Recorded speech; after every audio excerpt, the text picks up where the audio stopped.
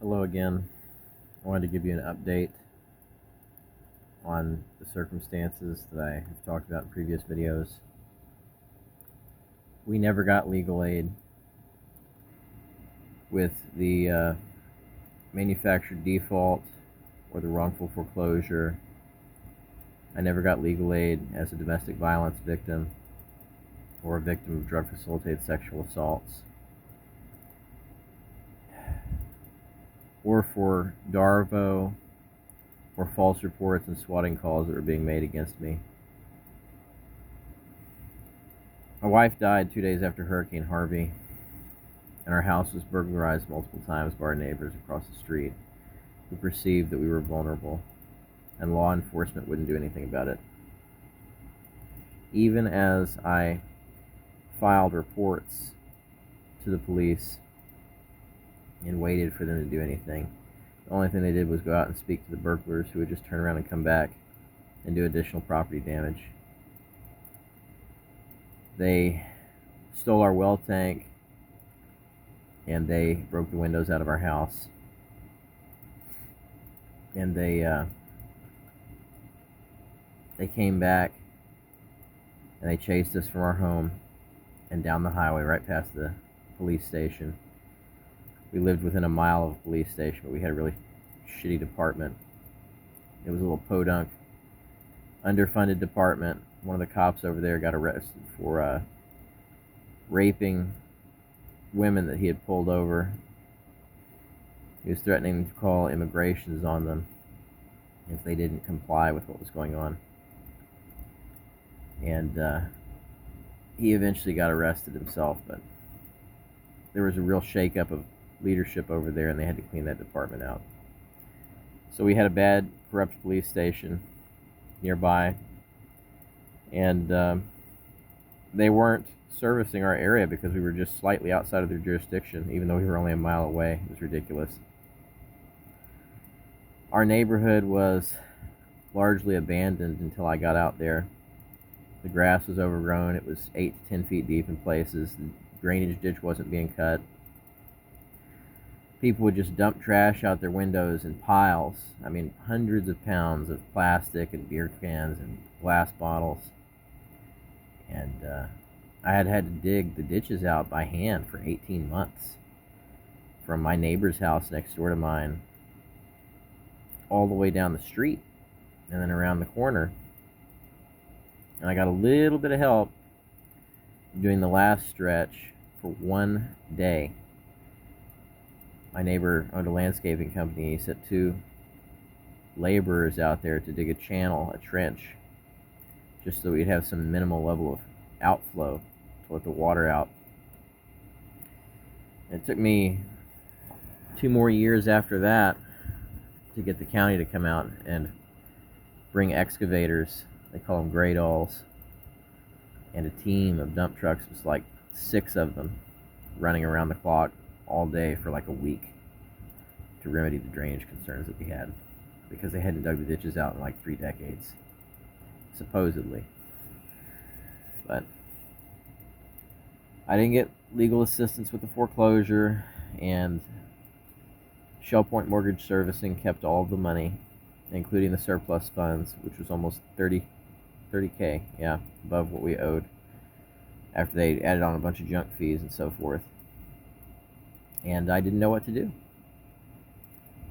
I contacted over 700 attorneys in 2 different counties on the bar, because that's what the legal aid office recommended that I do, even though we didn't get any legal assistance from Lone Star Legal Aid either. And I moved away and lived in hotels and motels for years because I had no choice. My credit was ruined. I couldn't rent anywhere. And that continued until 2024. I went back to work, doing gig work, doing deliveries, delivering food 60 hours a week. And I paid off some bad debt that I had that was listed as a judgment on my credit. And I won't say what kind of housing that I got, except that I have housing. and it's not provided by any nonprofit or government resource. They didn't help at all, if anything. I would have cops pull me over and give me tickets while I was working literally 12 hours a day, driving thousands of miles every week doing food deliveries because I was trying so hard to get a leg up. And while that was going on, I got scammed for $38,000 by a fake publisher. It was part of a chain of different scam companies and LLCs that keep popping up fraud websites to defraud aspiring authors who are trying to tell their stories. Ghostwriting and literary services and publishing and print media, website creation, advertising. They promise bestseller, all kinds of other stuff. But it turns out they had been scamming people dating back to at least 2020. And we found a bunch of different names that they operated under. And I reported them. Their website got shut down. But we didn't get our money back, and the authorities never contacted me to get us a refund. All I know is that they are under investigation because a lot of other authors, and I mean like at least between 50 and 100, probably lost anywhere between a few thousand and tens of thousands of dollars. I lost almost $40,000 to them. I was trying to write a book series and have them publish it and do the editorial work and give me hardbacks for it. I never got any of that. I never got anything. I had to self-publish my first book, and almost no copies of it sold on Kindle because I don't know how to market the story to begin with.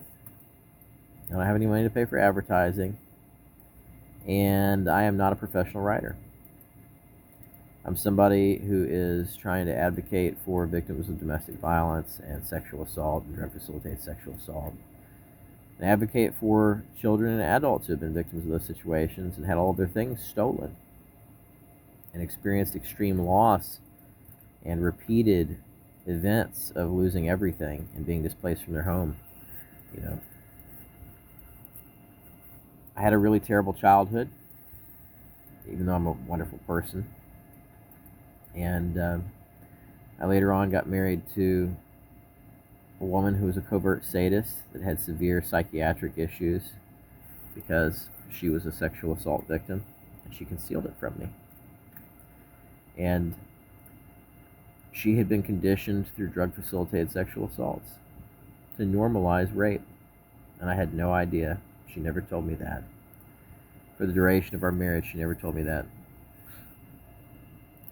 When her abuser died, she used a very, very, very concentrated form of the types of drugs that she had been getting drugged with by her abuser, her main abuser, to take her life.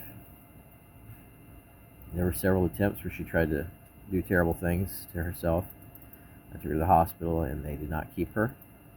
And she ended up succeeding in one of several subsequent attempts to bring her life to an end. She did this immediately after we had a major flooding disaster. Just 2 days after. We never got help from the church. I went to the church that we'd been attending for years. It was a mega church in Houston, Second Baptist, and they told me to be quiet about all of it, not to ask any questions. Our Bible study leadership, they had known what was going on, and they kept it quiet. They didn't maybe know everything, but they knew quite a bit. They didn't want to tell me anything. They told me to stop communicating with me. Stop communicating with them. Sorry. And they took me off the mailing list. And I contacted the actual church itself to see what remedy the main body of leadership would offer, and they were completely stone silent. They wouldn't say anything to me. They wouldn't communicate with me. So a bunch of people had known. They kept it a secret. I got hurt, as you can clearly see, on my face. I have permanent scars that need to be surgically corrected, or I will stay scarred for the rest of my life. It's much more obvious when I lift my eyebrows, you can see a clear line all the way across my forehead where she cut me with a knife while I was sleeping after drugging me. There's another line above it where she started to cut me, and I woke up and interrupted her. And I apologized because I didn't know what the hell was going on and I couldn't feel it. But when I went back to sleep, she resumed cutting. And then when I woke up, I couldn't remember getting cut for 10 years. And she continued to drug me for the duration of the marriage through intercourse and through placing a rag and other fabrics, absorbent media over my nose and my mouth. Right up until when she died, she was doing that so she could have relations with other people in the room that I was sleeping in. And so I wouldn't wake up when she would invite her main abuser slash partner to engage in a ritualistic abuse dynamic that they had had for decades. Contacted law enforcement. I told them. I told, a government office, somebody high up. I asked them to have the FBI investigate the situation and other authorities get involved and investigate the other people that were aware of what was going on. And I know that they're working on trying to stop other people that knew that were involved, but I don't know if they ever will. I don't know if anybody ever will.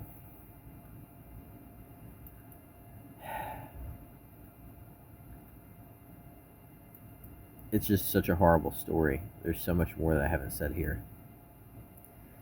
And we didn't get legal aid. I didn't get legal aid. There were other people that I had to protect and look out for. And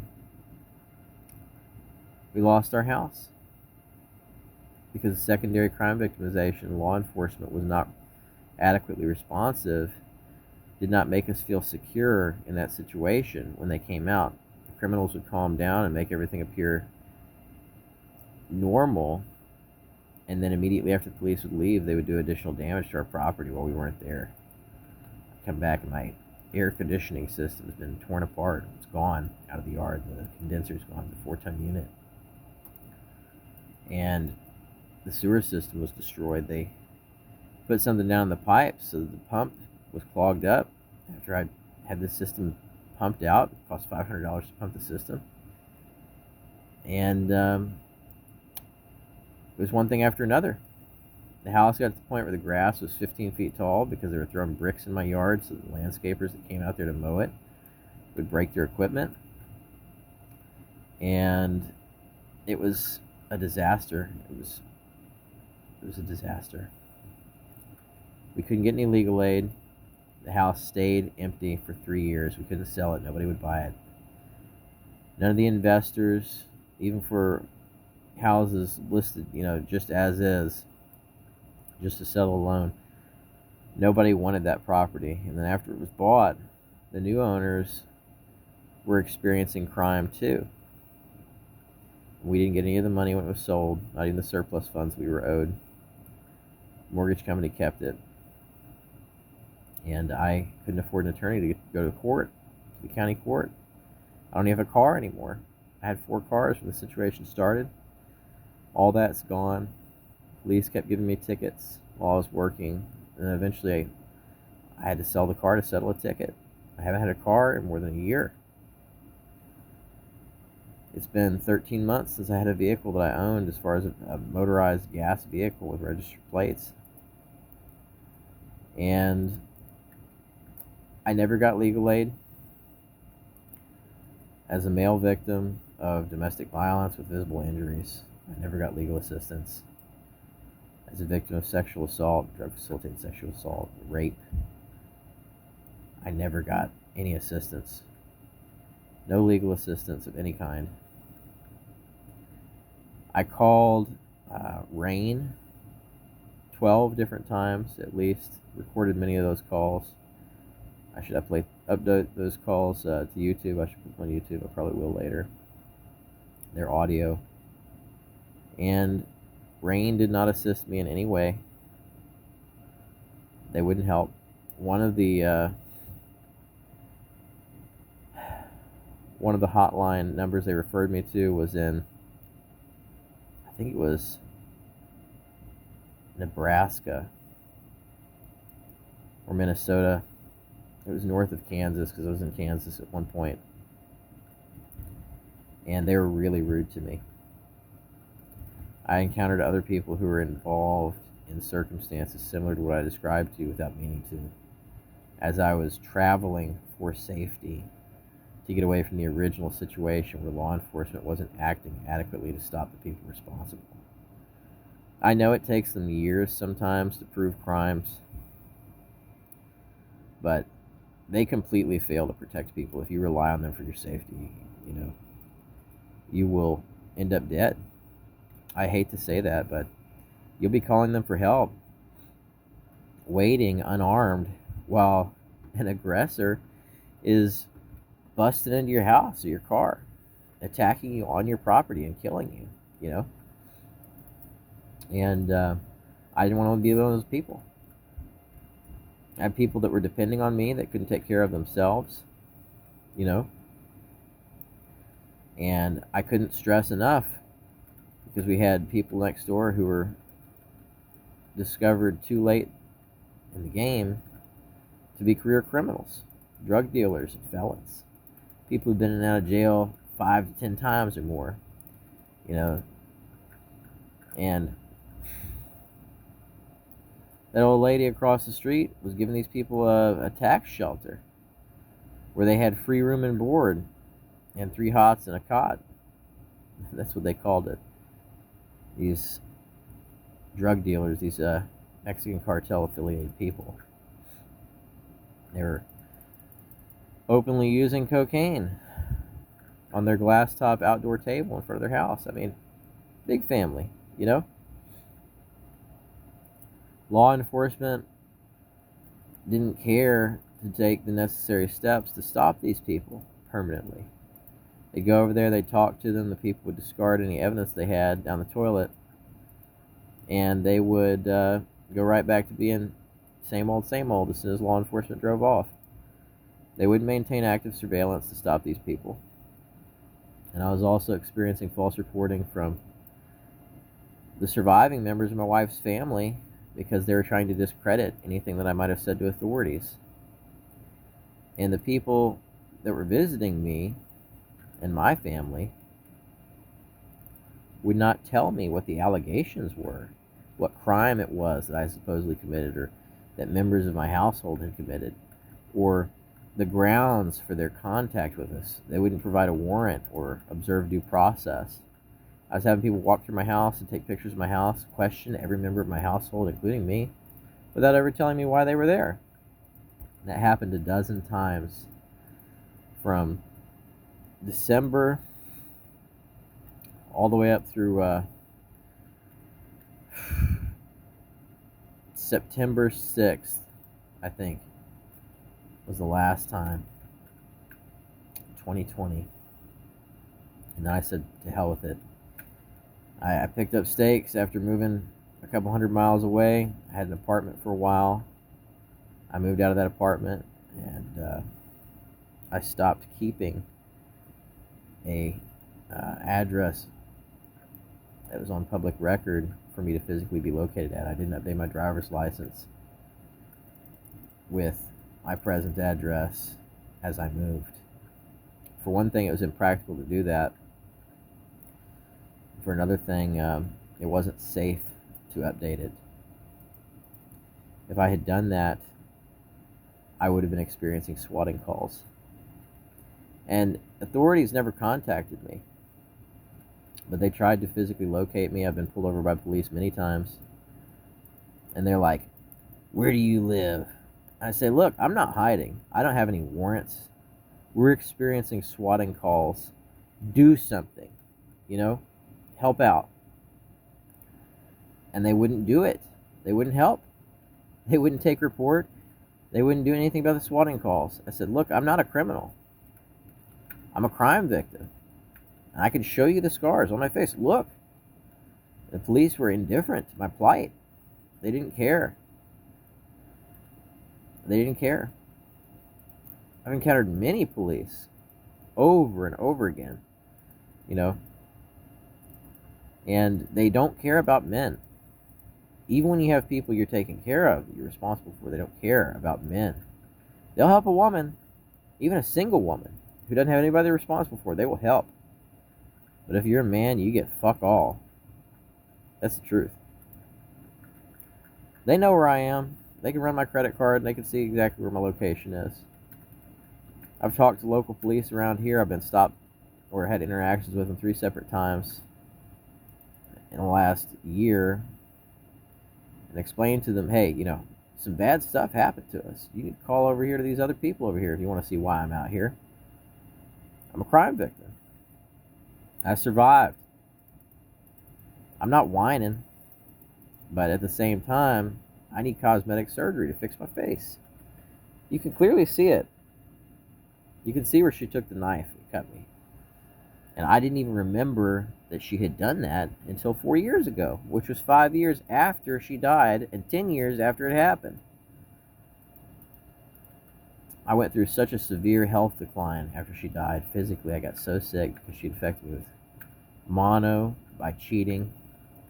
She had cheated with multiple people. And she was just pathologically unfaithful and a pathological liar. She was evil.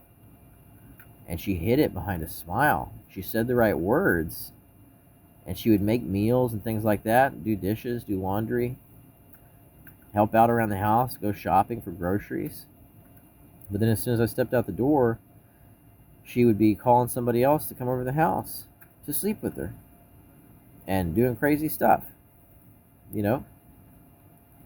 And I talked to a therapist at one point, and she was just completely flat out overwhelmed.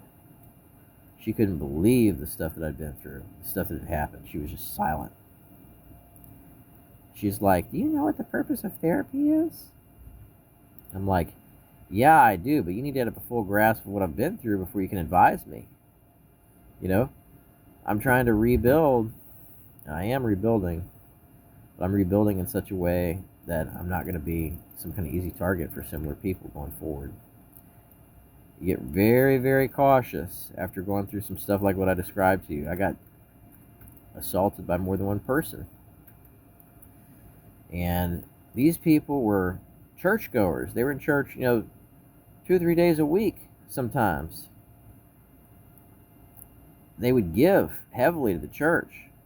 And then on the backside of it, they were absolutely horrid human beings. I mean, really evil people. That really challenges your faith in churches as an institution. There's something wrong with people like that. Church is just a cover for some of these people who are like the worst of the worst sorts of criminals. But I didn't give up. I kept trying to survive and grind along. I'm still plugging away. But I never got legal assistance of any kind. I never got any help of any kind. I had somebody give me a mattress a while back. It was the bed that I had. It needed to be replaced. It was a thin foam pad, 3 inches deep. And I'd gotten that with a housing arrangement that I got into. And I was grateful for that. But I need money for a truck, a used truck even. And I need money for a larger home. And that's what I'm working on saving for right now. But law enforcement has been nothing but an expense to me as a crime survivor. And I've assisted them massively. I gave them so much information. I'm not even exaggerating when I tell you that they've solved well over 1,000 cases because of a tip that I provided a few years back that led them to a series of public databases so they could investigate similar crimes to what she was experiencing, what I experienced at her hands and at the hands of her family and other people. long before I met her. They're solving all sorts of crimes. Some people might know what I'm talking about, but I didn't get credit for sharing that tip with them either. And I don't know what I could have done differently. I tried everything I could think of. I didn't work directly for them. I didn't make any money off of the work that I did, the research that I did. I haven't known what to do. Maybe I should have gone and gotten a job working for law enforcement. At least then I would have had the protection of being part of a brotherhood. You know, people don't mess with the cops. They don't. They're happy to mess with me, though, as I traveled fleeing from violence in the community that we were in with my family. I don't know when I'm going to be able to figure out a solution for my legal concerns that I've had. I'm not in trouble with the law or anything, but I have not been able to get legal aid, and we were experiencing habitual swatting calls. Not just the police, but to other authorities. People just make things up because I had a family. We have permanent housing and we're safe, but I understand why people flee now, especially people who are women, people who are not as physically strong or capable of defending themselves from violence. I know why people like that go on the road and go, travel to get away from their abusers, because police don't stop the abusers. They'll arrest a man readily, but if your attackers are female, as they were in my case, my wife was a violent attacker. I didn't even know she had done this to me. She was dead by the time that I could report it, but there are 2 or 3 other people that were involved in violence within her family, and they are still alive and they're still walking free to the best of my knowledge. People who engage in sexual assaults against others using drugging. Just imagine somebody walking up and putting a cloth soaked in some kind of chemical substance like chloroform over your nose and mouth while you're sleeping. You can't wake up and you can't fight back, and you can't even remember what happened to you a lot of the time. That's the circumstance that I experienced, and I left because I couldn't get protection. Imagine the same people who have sexually assaulted you filing false reports against you because you have a family, and they're trying to attack your heart by going after your family using false reporting to various authorities. And then the authorities are placing demands on you and subjecting you to scrutiny when you're not even doing anything wrong. You're not in violation of any laws or breaching any public policy. And they're searching your home, and they're coming back again and again and again and again and again, infinitely, forever. And you haven't done anything. You're not guilty of anything. You cooperated fully with law enforcement. You're just totally blindsided by this whole situation. That's what I experienced. And now she's been dead for 8 years, going on 9. It'll be 9 in September. And I never got any assistance with any circumstances at all. Nothing. It's terrible. I didn't even know who to call. I applied 6 times for Lone Star Legal Aid's legal assistance, and over 700 times I requested legal assistance from bar attorneys in 2 different major counties in Texas. I never got it. I never got anything. 3 lawyers out of over 700 replied.